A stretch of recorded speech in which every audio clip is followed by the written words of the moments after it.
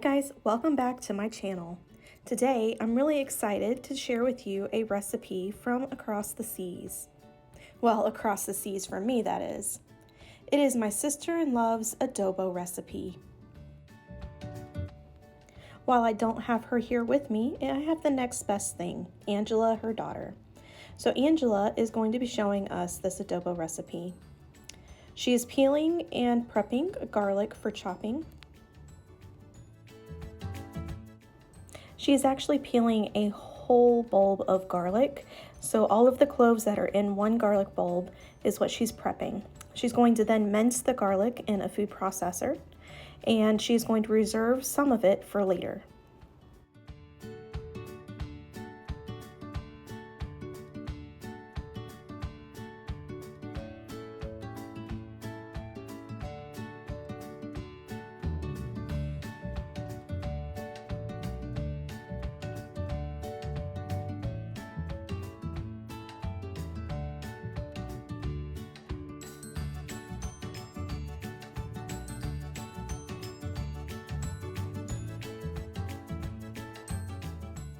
She then preps the ginger. She's only slicing maybe 10 slices of ginger in preparation for this. It's about maybe a tablespoon to a tablespoon and a half. And she's just gonna leave it sliced just so that it's easy to pick out later.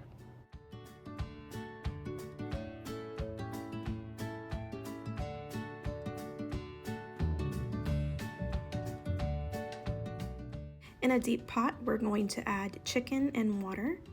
We're going to boil the chicken to create a little bit of a broth, but we're not going to cover the chicken completely with water. We just want to cover it just enough so that it will cook. Just a little tip, the more adobo sauce you want, the more water you put in. We're going to reserve 2 tablespoons of garlic for later, but for the rest of the garlic, we're going to go ahead and add it into the broth, as well as the entire spoonful of ginger.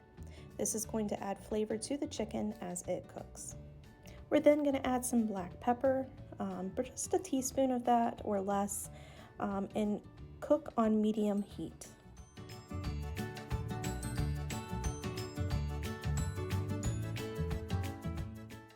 Because the chicken was frozen, she went ahead and broke apart the chicken halfway through the cooking process so it all can get saturated by the flavored water.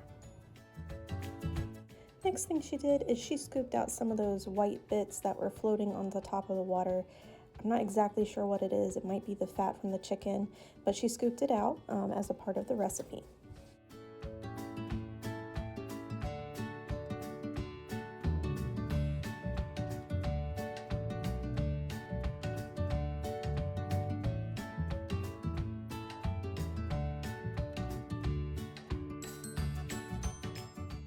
At this point, the chicken is about halfway cooked through, so she added the soy sauce and the oyster sauce to the pot.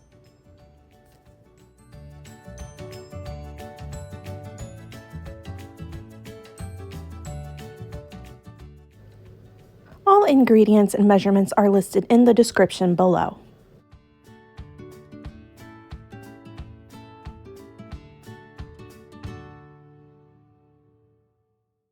At this point, she's just incorporating all of the ingredients together so that the chicken is able to soak up the good flavor. After letting it boil covered for about 10 minutes, we added a spoonful of the vinegar. Be careful with the vinegar. You don't want your adobo to get too vinegary, so I recommend 1 to 2 tablespoons to taste.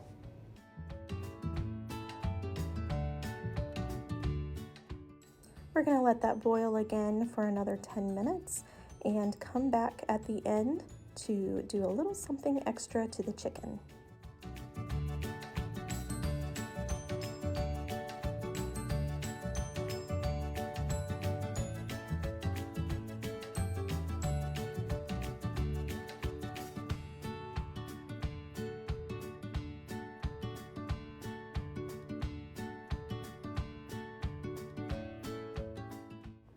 For those of you who are new to adobo, the best way to eat it is with white rice and with a little bit of sauce on top. So here is how you make white rice. First, you want to go ahead and portion out your rice. I don't usually measure it. I just kind of pour it in based on who's eating. I then give it a good rinse, about 2 to 3 times, or until the water runs clear. And I want to make sure that I just get my hands in there and make sure it is running clear and all of the dust is off of it. Once I finish rinsing everything, I go ahead and pour it into the rice maker pot. I then make sure I rinse out my strainer from the rice just to make sure I get every piece of rice and not waste anything. Once that's done, I start to fill up the water. And for those of you who are not sure how to measure rice and water, here is a trick that I learned when I married into the Filipino culture. You fill up your rice with water, and you want to fill it to the point to where if your fingertip is touching the top of the rice, the water comes to the first crease in your finger. You will have perfect rice every time.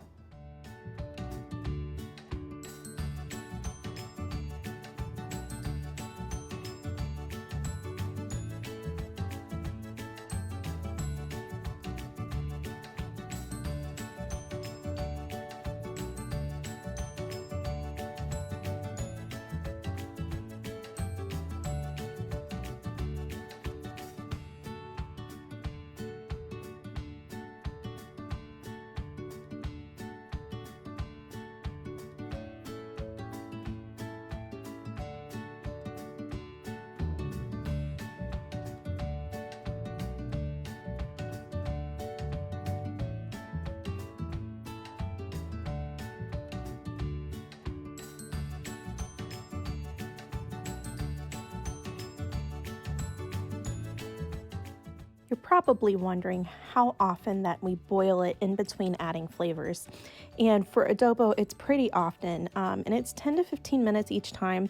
To make a good sauce, it really takes time to develop your flavors.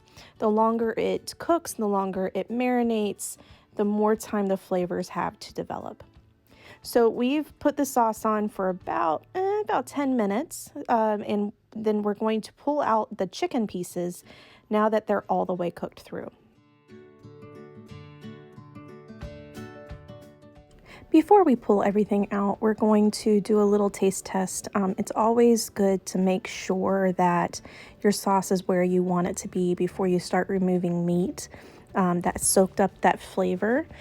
So we did a little taste test. I did some, Angela did some, and we determined it needed more soy sauce. So at this point, we added more soy sauce and we let it seep down just a little bit more.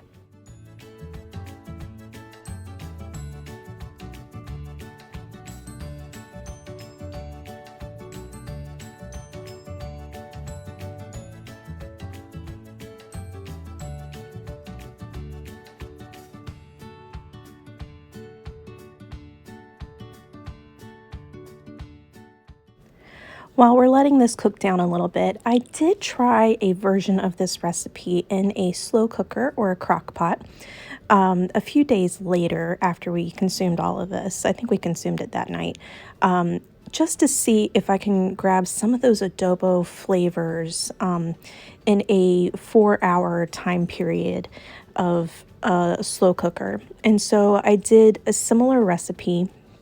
I put the chicken in, I put the soy sauce and ginger and all of those different flavors in, and I let it sit for about 4 hours, came back to it, and it was so delicious. So this is possible in a crock pot.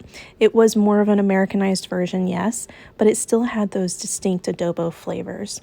So for all those of you that love your slow cooker, this recipe is perfect in a slow cooker.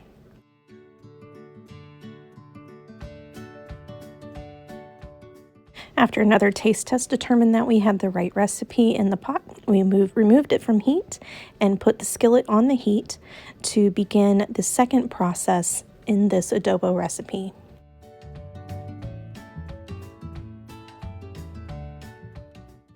With a little bit of oil in our pan, we put the rest of the garlic into the pan to pan fry.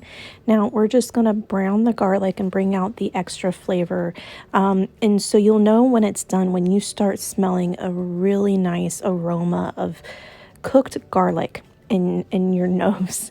And so that's what we're doing here. We're slowly bringing it to temperature, and we put it on medium heat to saute the garlic in the pan. So we removed half of the garlic from the pan and reserved it for the rest of the chicken. And we took half of the chicken and put it into the pan. We just want to give the chicken a nice good sear and caramelization on the outside just to give it a second cook. Now this is specific to my sister-in-law's recipe, and it just makes phenomenal adobo every single time. That extra caramelization and the extra attention to the chicken itself really just sets it apart from other adobos that I've had.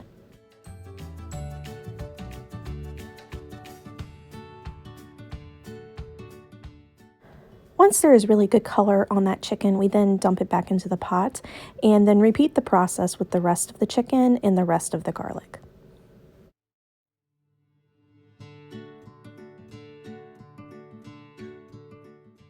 At this point, your adobo is ready for consumption. And so what I would recommend is that you make this a couple hours in advance and let it simmer for another 30 to 45 minutes before you serve it to your guest. And you could either let it simmer covered or uncovered. If you let it stay uncovered, the sauce can thicken a little bit. You can add a little bit of cornstarch that will thicken your sauce. Or if you'd like really thin sauce, you can leave it covered and the sauce will stay really nice and thin. And so I, again, would recommend serving this over white rice.